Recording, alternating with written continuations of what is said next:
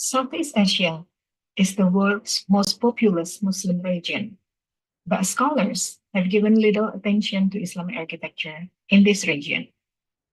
Existing studies are often focused on North Africa, the Middle East, and the Mediterranean, where Islam first flourished in the 7th century.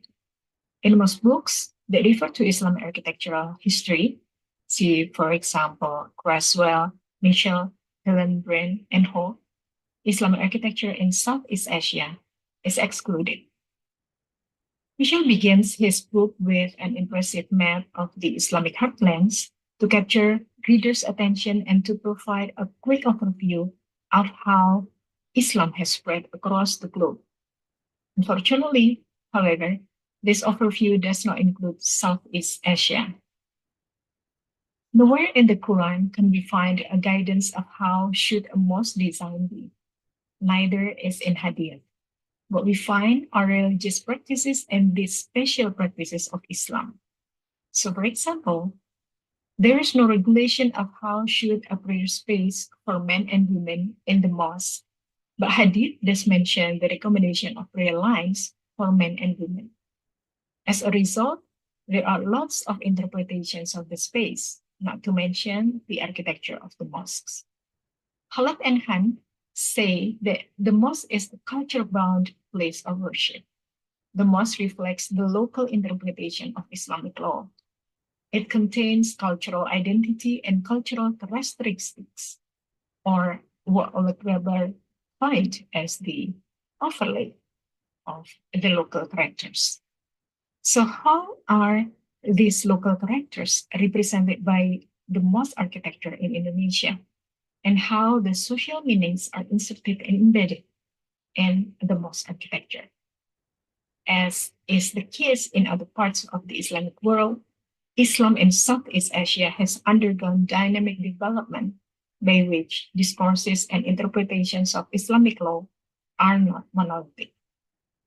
Mosques, as venues where Islamic teachings take place, are at the center of debates, and oftentimes they go through negotiations or become battlegrounds of the competing discourses among authority holders, community members, and later on, architects as well.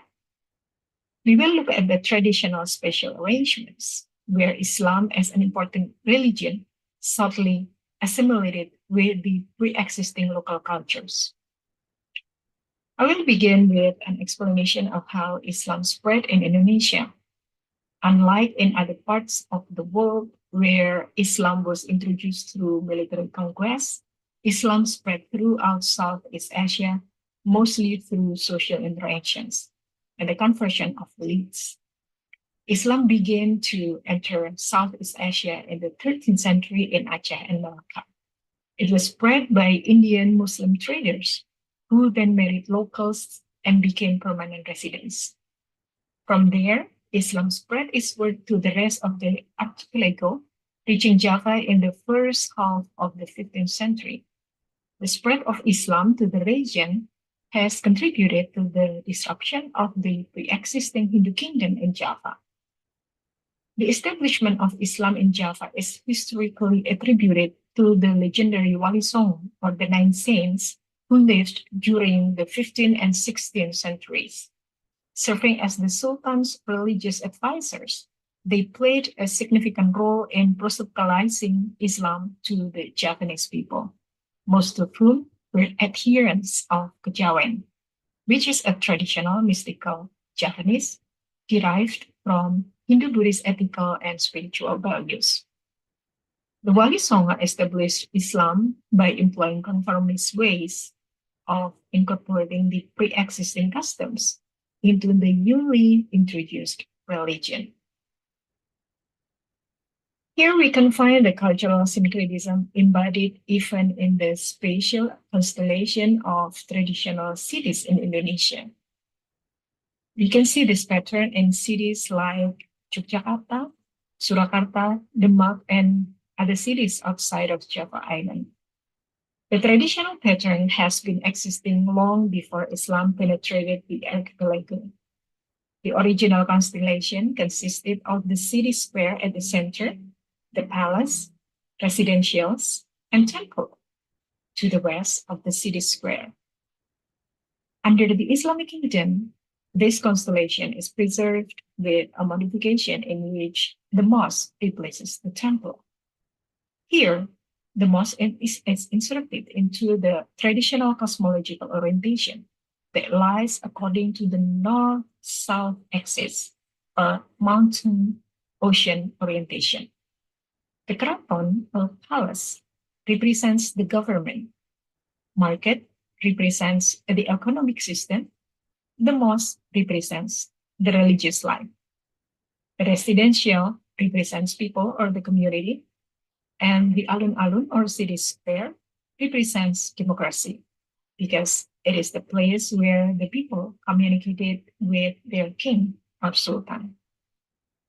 The insertion of the mosque into this spatial arrangement, which the locals have been long familiar with, shows a kind of negotiation, not only of how to integrate a new religion into the pre-existing spatial tradition, but also a negotiation to preserve the pre-existing religion and culture. The oldest Southeast Asian mosques demonstrate the cultural syncretism of Islam, as well as the Hindu and Buddhist special traditions that were already in place. These mosques were mostly built by Muslim rulers as they established an Islamic kingdom. Masjid Agung Demak, erected as the state mosque of Demak Sultanate, is one of the oldest surviving mosques in Southeast Asia and the great congregational mosque of the city of Demak today. Founded by the Nine Saints, the mosque marked the visually embodied religion, cultural syncretism in the early establishment of Islam in Java. Being a tangible monument that serves as a sacred site of power, as cited in the Java Tingkir Chronicle, the majestic mosque was meant to be what Nancy Florida calls as an enduring legacy of kingship in Java. More importantly, its construction also marked the negotiation of the Javanese spiritual orientation from a mountain, which is believed by Hindus to be a consecrated site, toward Mecca, where Islamic prayer is oriented. This was done by aligning the building per the prescribed Qibla orientation. A mythical story found in the Chronicle of Javatingkir reveals that the mosque refused to orient toward Mecca until the saints asked it to do so. This refusal should be seen as more than a mere issue of direction and spatial orientation, but as a display of disobedience to the newly Islamic ideological power that had begun to penetrate Java and incrementally replaced the pre-existing Hindu tradition at that time. The construction of Masjid Agung Demak as part of Demak Sultanate's center of authority became an important archetype for mosques that were subsequently built by other Javanese sultanates and communities. The early Javanese mosques in Indonesia have a distinct architecture characterized by a square plan, a veranda, a raised platform, an enclosed courtyard, and a multi-tiered pyramidal roof, all of which can be seen in the pre-Islamic Hindu religious architectural tradition in the region. Most of the mosques were also characterized by the inclusion of a women's prayer room positioned to the side of the main prayer hall. The Javanese mosque style was probably derived from the pre-existing religious architecture that had been familiar to the local people. The early Javanese mosque architecture resembles the Hindu Javanese temples in terms of its spatial sequence, floor leveling, forms, and ornaments.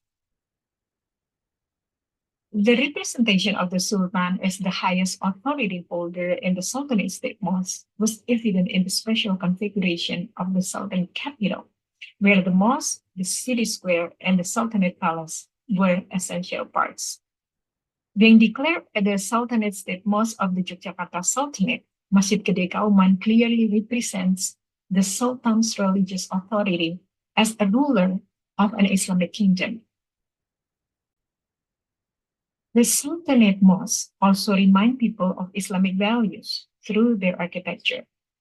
The three-tiered roof of Masjid Gede Kauman symbolizes the three stages of achieving perfection in Islam: hakikat or truth, syariat or law, and ma'rifat, knowledge.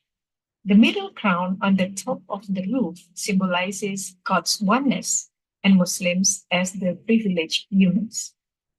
Christians shows that these embedded values were taught unquestionably by word of mouth from generation to generation.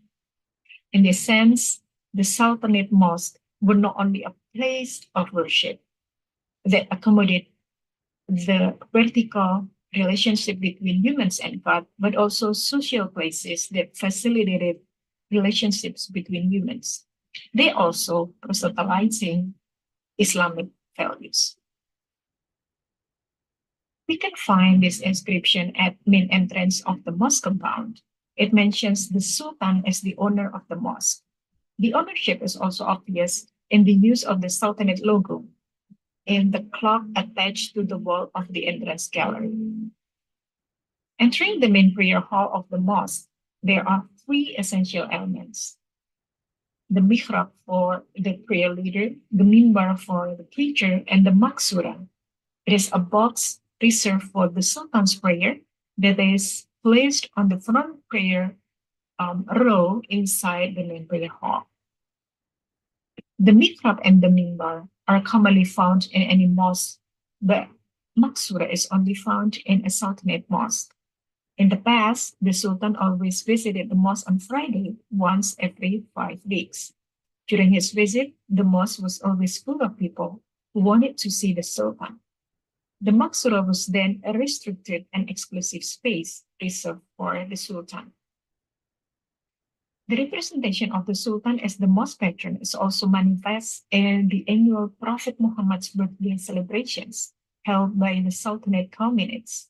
During the event, the Sultan walks from his palace to the mosque, accompanied by his brothers and soldiers.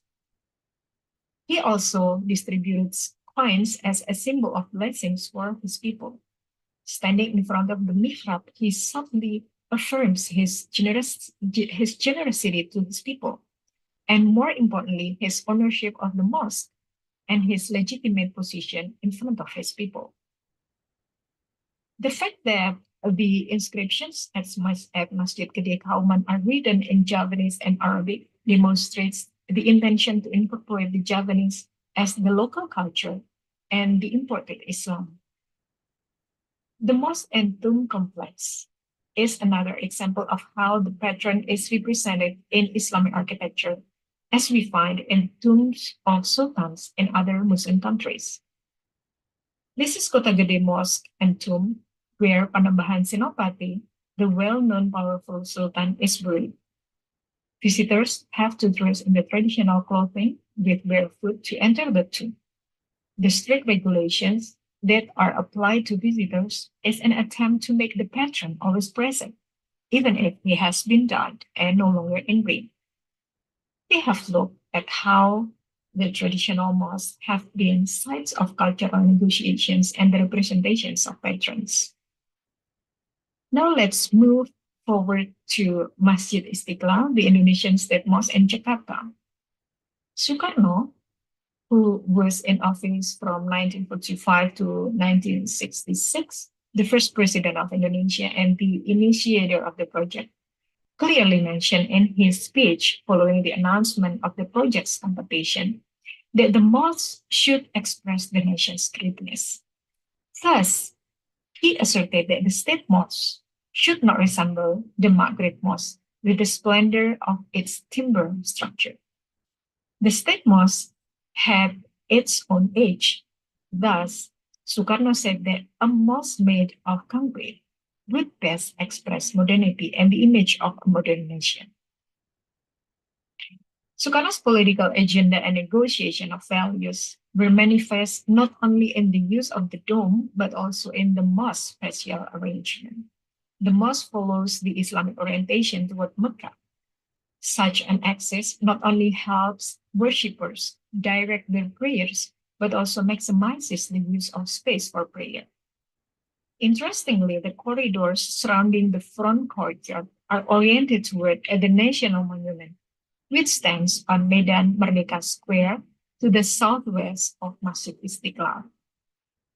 The National Monument was built by Sukarno from 1961 to 1975 to represent the nation's image as a great nation. The selected location of Medan Merdeka Square, which has significant historical meaning, and the spatial arrangement, which includes Masjid Istiqlal on the southeast side of the square and Medan Merdeka Square, embodies Sukarno's claim of public legitimation.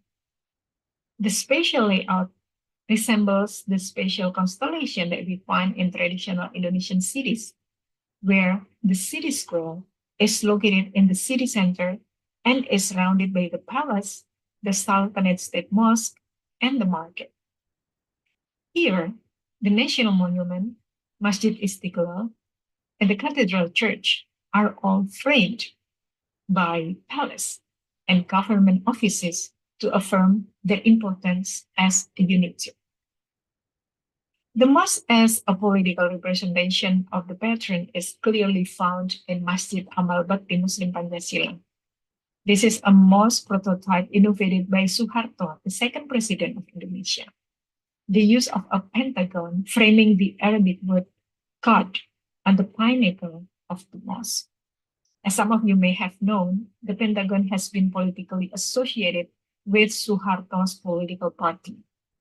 This is clearly a demonstration of when a geometrical form is no longer neutral. The rise of Islamic radicalism and liberalism has ignited various reactions within the Muslim community. Islamic scholars have debated which kind of Islamic interpretation should be practiced in daily life in different countries. The contestation of literal vis-a-vis liberal Islam was found widely in both Malaysia and Indonesia, the two most prominent Muslim countries in Southeast Asia. Islam Nusantara, or Islam of the Archipelago, was proposed as a negotiation between the radical Arab-oriented Islam and the locally Indonesia contextualized Islam. To some, Islam Nusantara was considered impure and was seen as a form of Islamic syncretism. At the national level, the idea of Islam Nusantara was confronted by Hizbut Tahrir Indonesia, one of the leading radical Islamic organizations in Indonesia, through textual contestation. While the return to locality might be seen as a negotiation of imported Islam in the local culture, the discourse of mosque architecture in Nusantara continues to advance. Following the healing discourse of Islam Nusantara, Masjid Tajuk Gede, which is in the picture here, was built in Purwakarta, Indonesia in 2017. The mosque was patronized by Dedi Mulyadi, the regent of the town, to reflect the concept of Islam Nusantara. The two-story building combines a three-tiered tajuk roof, which is borrowed from traditional Indonesian mosques, with arches, arabesque, and 4 minarets at the mosque corner, which are obvious imitations of the Middle Eastern Islamic tradition. The mosque has 9 drums, which called beduk, which are traditional instruments that one can find in most traditional Indonesian mosques. And these beduk are hit before the recitations of the calls to prayer. Dedi Mulyadi has expressed that these drums symbolize the Wali Songo, or the 9 saints who disseminated Islam on the island. There are obvious reminders of nationality and love for the Indonesian homeland in the prayer hall. The hall is covered with carpets, clothes of red and white, which is the colors of Indonesian flags, are placed where worshippers prostrate and put their foreheads. In Islamic tradition, prostrating is an essential part of the prayer that shows one's submission and gratitude to God. Prostration is central in Islamic religious ritual to show humility and obedience. Prostrating on the red and white clothes can be seen as a submission to God, while showing one's love for Indonesia as their homeland. Inevitably, the discourse includes the roof style of the mosque. One group prefers the tajuk roof to the dome roof, as they believe it preserves the local Indonesian identity. Another group sees that the dome is essential to a mosque identity. So, I will conclude by summarizing that the Indonesian mosques have come to represent Muslim communities while also instigating cultural negotiations among these communities. Traditional mosques represented the Sultan as the holder of religious authority. The form of mosques and the architectural elements that they contain are embedded with meanings that can be appreciated by Muslim communities.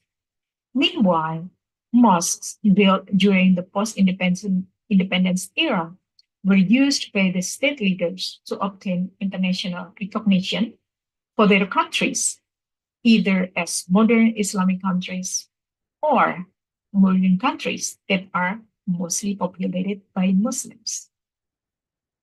Thank you.